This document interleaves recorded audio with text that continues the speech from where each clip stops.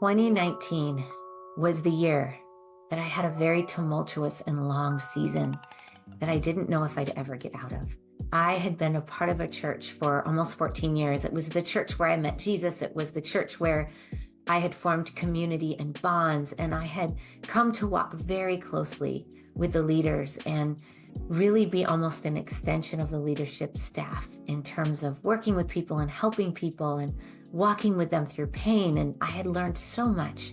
And in 2019, I came across a situation that changed the course of my life. I worked with someone, and in the course of our time together, it came out that they had been abused by a previous church member. There were abuses in their home, and I was really a part of supporting and helping this person be able to share their story and get additional help. And in that time, everything had come out with the leadership, and I was talking to leadership 2 to 3 times a week, and we were collaborating, and I thought, wow, I'm really a part of something here.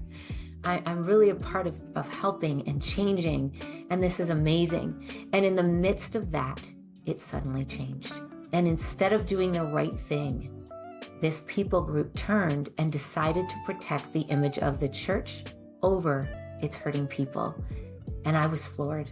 I couldn't believe what I was witnessing. I couldn't believe what I was seeing. And I had conversation after conversation. And there even ended up being a meeting at my office with a group of people that I had once admired who were there in that room meeting with me to discount me and speak against me. And really and truly, it was all because I had been a messenger and because I had been doing the right thing.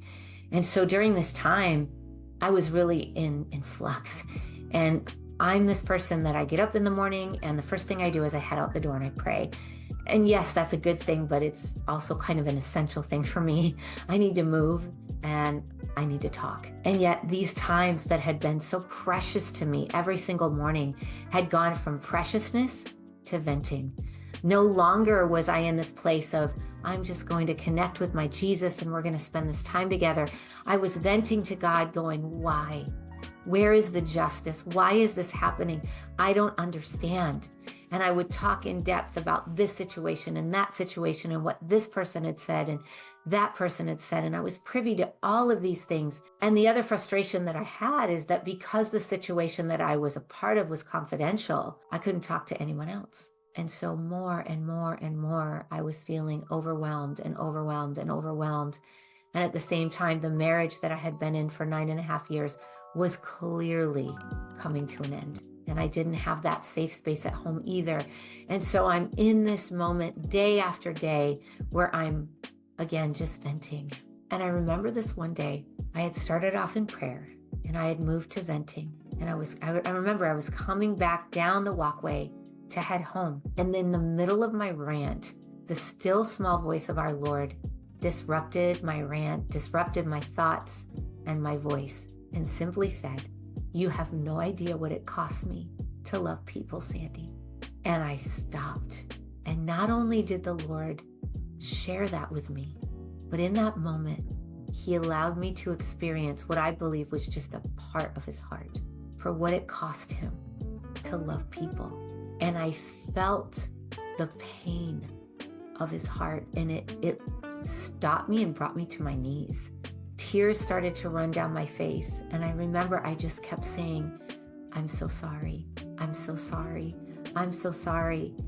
And it wasn't even that I was saying, I'm so sorry, I've been ranting. It was, oh my goodness, this hurts you so deeply to love people to this degree and to have to know the depths of everyone's stories and yet be their father and see and be a part of these kinds of situations. And I got up and I walked the remaining short walk, and then I just sat down and I sat there for a very long time and I cried with God. That moment changed me forever. The Lord had showed me his heart. He had allowed me to grieve with him, if only for a moment.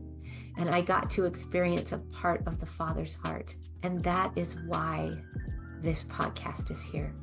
I feel like in my own story and in the multitudes of stories that I've walked with, I have begun to understand, and I say begun because I always feel like there's more and more. There's always these deeper places that we can go to, but I have really begun to understand that we are clueless when it comes to the Father's heart, that so many of us have no idea the vast, immense, profound depth and love of the Father's heart. And yet we're called to reflect his heart. And so we're going to walk in reflections of the Father's heart.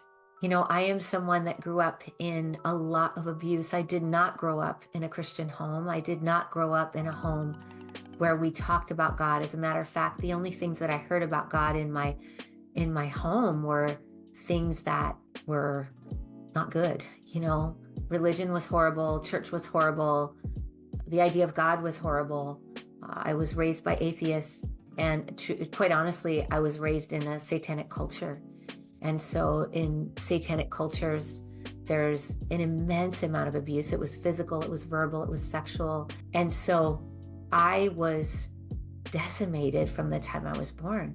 I think I have a little glimmer in the very beginning of my life, and then the rest was just a lot of abuse. And so I left home and took it all with me, but stuffed it all down. And I ended up a meth addict. I ended up 3.5 years using meth every single day, even though I was a VP in a corporate setting. I was so lost. I was hurting so much.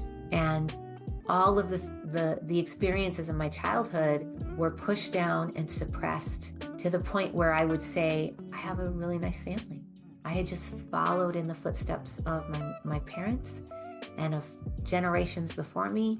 And yet all of that trauma and pain was wreaking havoc below the surface.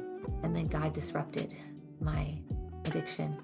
And I had a moment that was like a near-death experience. I didn't die and I didn't leave, but in the middle of it all, in the middle of meth addiction, in the middle of tarot card readings and New Age, the Lord stepped in and I had an experience that changed me forever. And I went from, I don't believe in God, but maybe I do because I'll get in trouble if I don't, to, okay, you're real and I'm in.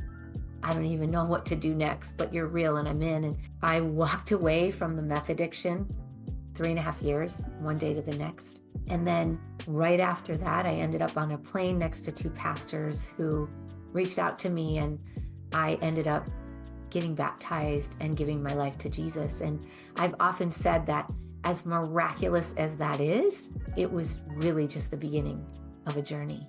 That is also my heart with reflections of the Father's heart, is that we have to understand that salvation is absolutely incredible, but there is a journey to be had.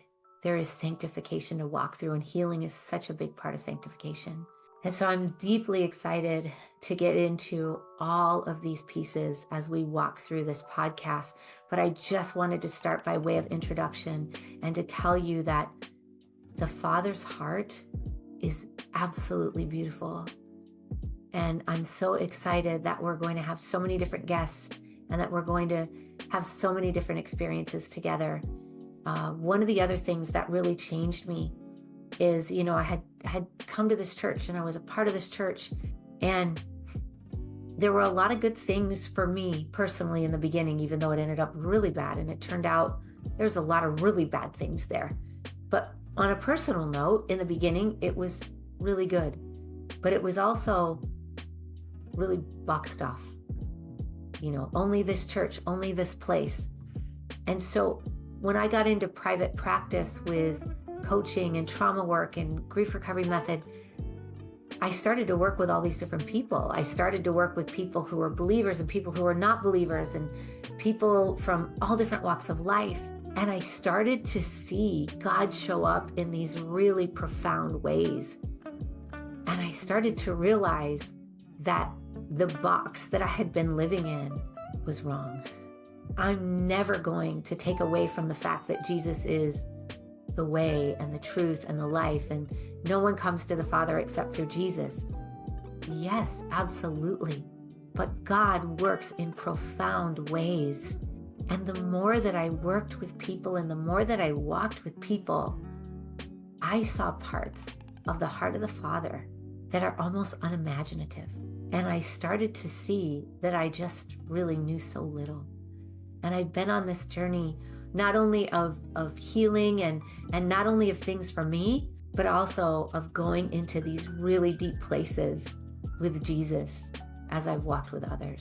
I want to take you on that journey. I want to bring you into that journey. It's going to speak to you in really deep ways, but you're going to hear from so many different people. And I'm so excited to walk with you and journey with you. So I just want to welcome you to this podcast. Please tune in. Please know that you're going to hear amazing stories and you're going to hear amazing things. And I just can't wait to be with you. I also want to let you know that I do have a book. It's called The Uncomfortable Journey to Living Born Again. And it is my whole story and my whole healing journey. And so if you're interested in that, there will be a link in every podcast. And I'll get into more depths with all of my own pieces as well as with my guests. And I'm just invigorated and excited to be a part of this with you. So thank you for joining, and please look forward to what's ahead.